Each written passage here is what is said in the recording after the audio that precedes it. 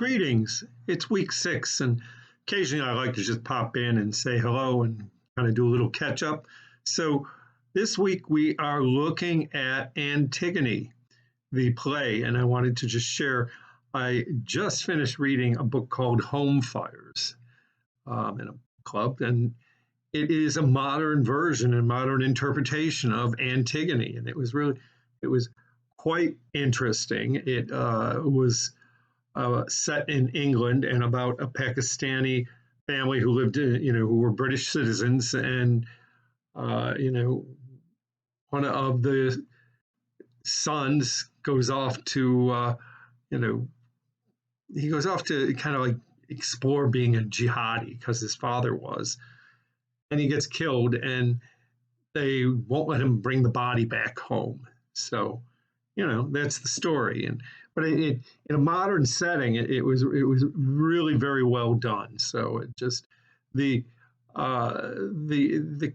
currency of Antigone is just amazing to me when we think about rebellion and conformity. I mean, law and order against rebellion. I mean, that is what is on the news. That's what we're looking at every night to now. We see this tremendous Black Lives Matter movement, and it really is.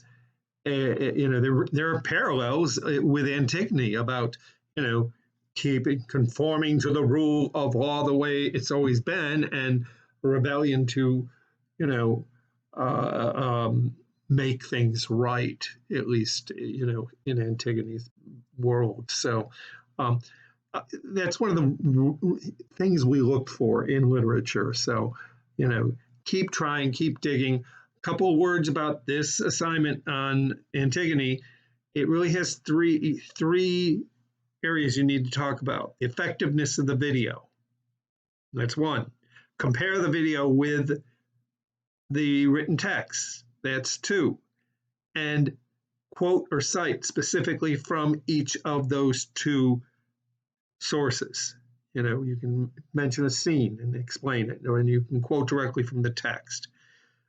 Everybody's doing really, really well. I mean, I'm not exaggerating when I say almost every student, that 90% of the class is doing very well. Where we fall short is reading the instructions and the requirements.